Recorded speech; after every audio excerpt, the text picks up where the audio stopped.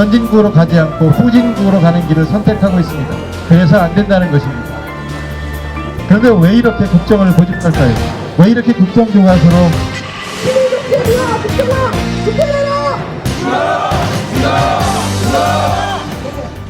역사 국정교과서에 대한 반대가 갈수록 거세지고 있습니다. 어제도 2만 명이 넘는 학교 선생님들 그리고 2,000명이 넘는 대학 교수들이 역사 국정교과서를 반대하는 시국 선언을 했습니다. 보셨죠? 그분들 한결같은 말씀이 역사 국정교과서는 제2의 유신, 역사 쿠데타라고 그렇게 말씀들 하십니다. 역사 국정교과서요. 우리 야당으로서는 반대할 수 없는 일이기 때문에, 반대할 수밖에 없는 일이기 때문에 우리가 이렇게 거리에 나서서 반대 서명 운동을 합니다만 이 문제는 정치 문제가 아닙니다. 보수와 진보의 문제가 아닙니다. 여야 간의 정쟁을 벌일 문제가 아닙니다. 지금이 어떤 때입니까? 이렇게 경제가 어렵고 민생이 어려운데 여야가 정쟁을 벌일 때입니까? 역사 국정교과서는 학문의 문제고 교육의 문제입니다.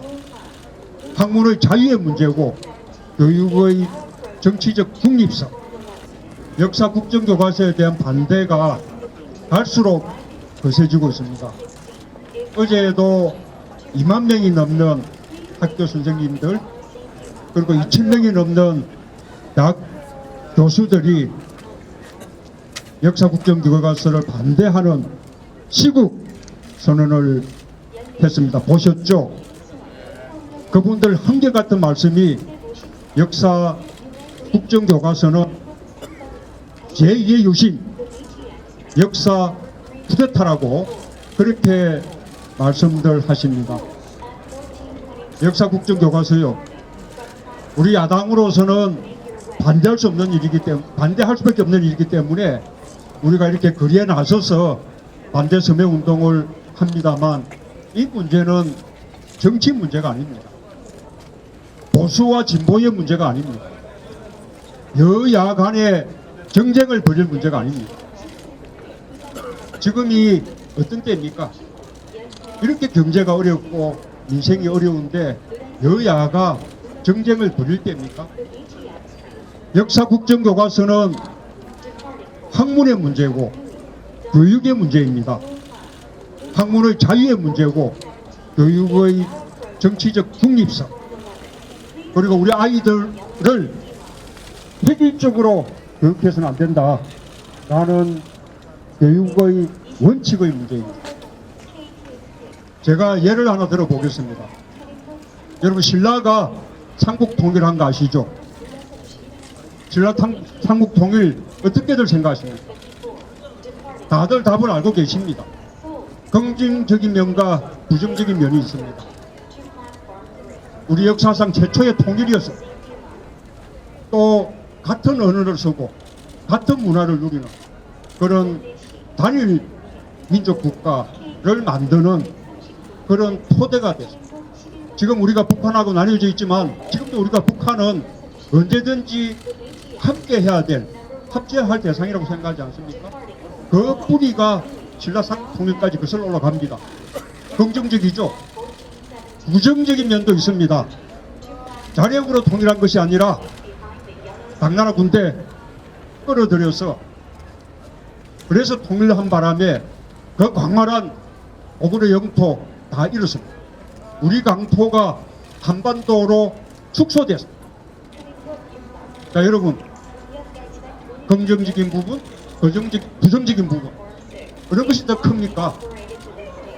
정답 없습니다. 자유롭게 다양하게 생각하는 것. 역사 교육도 이렇게 다양해야 긍정적인 면만 답이다 또는 부정적인 면만 정답이다 이렇게 획일적으로 교육하면 어떻게 되겠습니까? 그렇게 획일적인 정답을 강요하던 시대가 있었습니다. 제가 대학 다닐 때 사법시험 치고 할 때요. 그때 사법시험 2차 과목에 국사 과목이 있었어요. 판사 검사 될 사람들도 올바른 국가관 가져야 된다. 그래서 사법시험 2차 과목에 국사 과목이 있었어요. 한때는 국민윤리 과목도 있었어요. 그때 신라삼국 통일을 논하라 이런 문제가 났을 때 긍정적으로 쓰지 않고 부정적인 부분을 많이 기술을 하면 점수가 안 나왔습니다. 민족사관이라 그래서 우리 역사를 자부심을 가지고 긍정적으로 봐야 한다.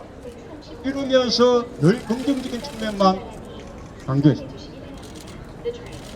우리 이념하고 아무런 상관없는 고대사 이야기 아닙니까? 우리 고대사 중세사에도 이런 논쟁들이 많습니다. 고려 말에 최영자군과 이승계, 또 정도준과 이방원, 사륙신과 세조, 임진왜란 때 이수신 장군과 원균, 한말에 대웅군과 명성황후, 대화파와 착화파, 많은 논쟁들이 있지 않습니까? 정답이 있습니까? 없습니다. 다양하게 생각하고 토론하는 것입니다. 그래야 아이들이 창의적인 인간으로 키워지고 학문이 발전합니다. 한 가지 답만 강조하면 어떻게 됩니까? 획일적인 사고밖에 하지 못합니다. 창의적인 인간으로 커가질 수가 없습니다. 박근혜 대통령은 정말 야당일 때 했던 말씀들, 그리고 지난 대선 때 했던 공약만 지키면 역사에 남는 훌륭한 대통령이 될 것 같지 않습니까? 우리 부모님들 가운데서는 지금 금인정 교과서가 8가지나 되는데 그게 역사 국정 교과서로 딱 한 권으로 단일화되면 아이들이 공부하기가 더 쉬워지지 않을까. 그래서 수능 부담도 줄어들고 사교육비 부담도 줄어들지 않을까. 이렇게 잘못 알고 계신 분들이 계십니다.